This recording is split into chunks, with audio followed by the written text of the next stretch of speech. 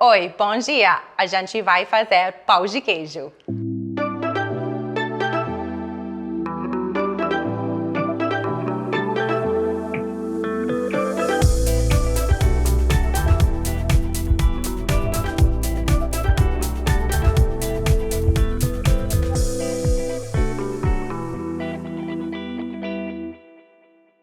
Okay, so today we will be making Brazilian cheese bread. I'm sure you got a little bit thrown off by that. What was she saying earlier?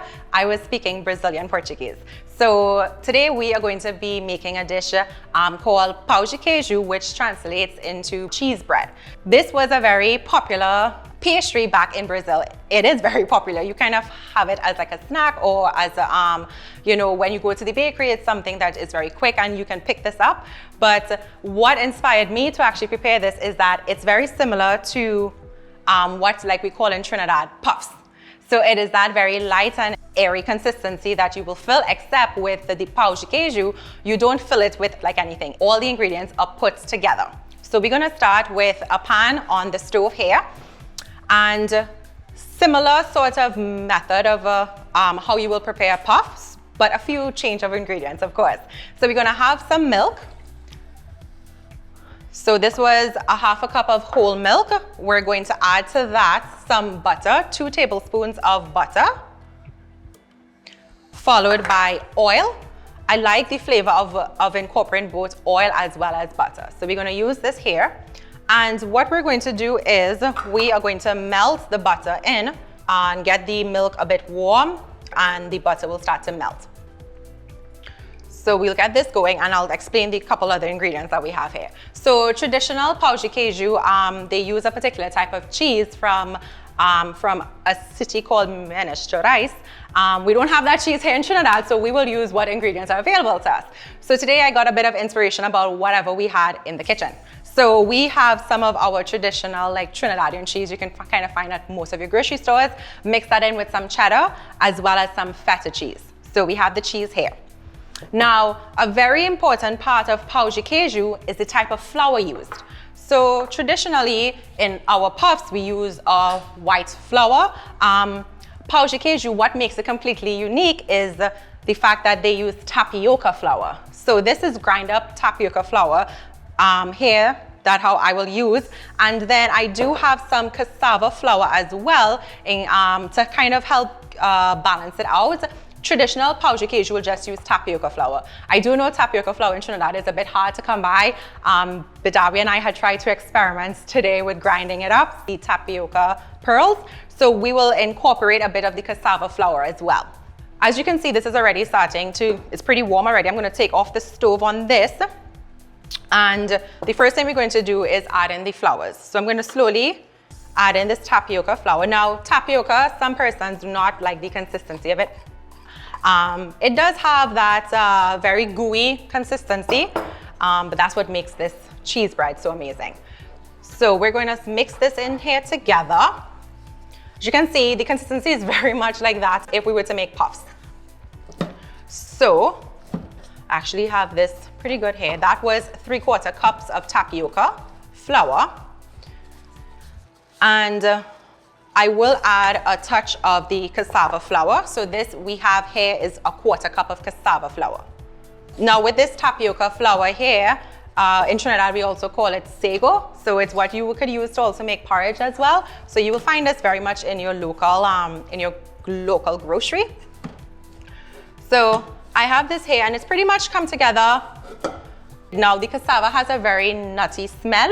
So that also gives a unique flavor, which is different from the traditional pão de queijo, which will not use cassava flour. All right, so we have this. Now I'm going to beat 1 egg. So I'm beating here 1 egg. I will put some salt in this and then incorporate it into the flour mix here. So in Trinidad, when we do our puffs, we will then use a hand mixer and blend it. So what we're going to do actually is just use this and blend it all together. So I'm going to add in this 1 egg and then stir this, get it incorporated, and then I will add the cheese. So the tapioca flour is going to give it that super gooey consistency. And in Brazil, pão de queijo is very popular, and it's any time of the day, like before you go to work, when you're drinking your coffee, it's definitely like that. You go, it's pretty much like a staple bakery item. All right, so I have that there, nice incorporated, and lots of cheese. So the cheese goes in next. You can use whichever type of cheese that you would like. We use what we have available here. However, if you would like more of a stringy consistency for your cheese bread, if you want to go ahead and use mozzarella cheese, that will be a great alternative. So I'm going to incorporate the cheese here. Lots and lots of cheese. So think of this as like a cheese puff with everything just up front. You don't have to cut anything and stuff it afterwards. So nice a blend of cheeses. And just make sure the cheese is distributed. And this, have Burrell cheese. And the cheese itself has salt in it, so you just want to be mindful of that when you do include your salt. So it's nice and pulled together. When it comes to baking it, you want the temperature of the oven to be 400 degrees Fahrenheit. I'm going to keep this flour here, and I'm going to bring the tray. So this is a non-stick tray. And this has the milk, the oil, the butter, the eggs, so the cheese. So it has the fat content that it needs for this. So you don't really need to spray, but if you wanted to be cautious, by absolutely all means, you can go ahead and do that. So this is where you have options. If you would like to use your hand to make little pieces and put it on the pan there if it's not too hot. So if you're comfortable, and it's pretty warm to the touch, so you can definitely do that. So we can portion it out with a spoon or a proper measuring device. But what I'm going to do here is I'm just going to use this as a guide, and I will make this homemade. Okay, so. No exact measurements. Listen, Badawi, okay? You know, you count yourself is okay for today. I'll give a small pass for today. So just kind of get these going. This was one thing that whenever I visited Brazil, I was like the first thing I will get even before I left the airport. It's the first thing that I will get there. And when I lived there for a while too, bakeries are dangerous things, you know, because it was right down the road. It was a 5-minute walk. But in Brazil, they make these in various sizes. So you can have a massive pão de queijo. You can have smaller ones to these as well. So they definitely vary in size. And I think too in Trinidad, we can always vary it if it is that you wanted to put some seasoning in it. So if, you know, you're growing in your backyard some thyme, it's perfect. You know, you can definitely add some different flavors to it. So just gonna get these finished off so we can get them in the oven. So from this recipe, we have gotten 12 pão de queijo. So these here will go right into the oven at 400 degrees Celsius, and they'll bake for approximately 15 minutes. And then we will be back with the final product.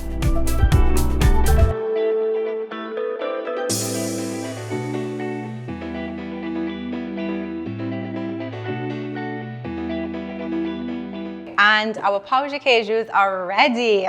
They just came out of the oven. They smell amazing. They look even more delicious.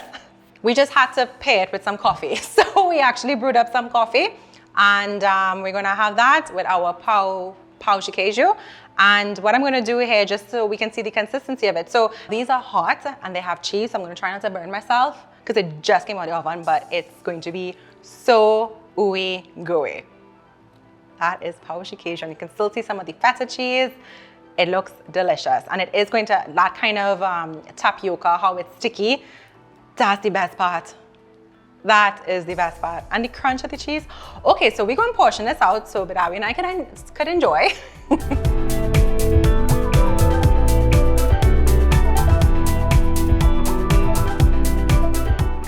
Looks so good. They really have the consistency that reminds me. Okay. Raw cheese.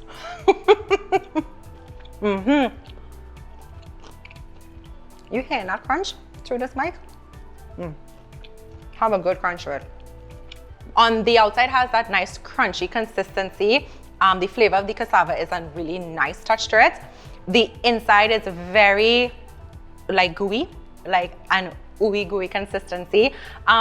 So the flavor of it is, if you were to have a small cheese bite, not so much as a puff, because a puff tends to be, depending on how it's made, you can have a crusty outside or a little bit softer, but it's that sort of concept to it.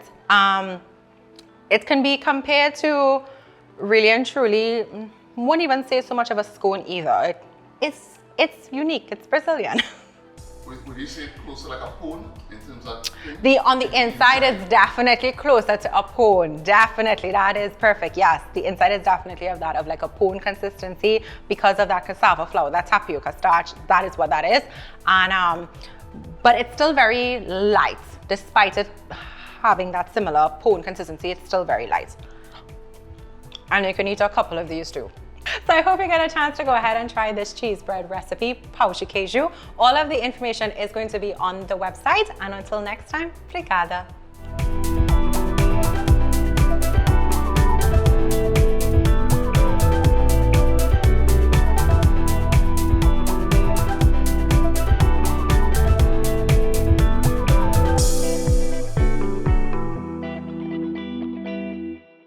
Taste tester, the master taste tester. master, you say, nah. I just, it's just smelling good and I'm sure it's gonna taste good. Let's just dig in. You ain't lying, real cheese. Definitely. But, you know what you're giving me? Mini cheese pie. Oh my gosh, yes, the crustiness. So the crustiness on this pão de queijo at the top and the bottom is like on the inside of a cheese pie that you can buy in town. That's exactly what it is. This is what it is.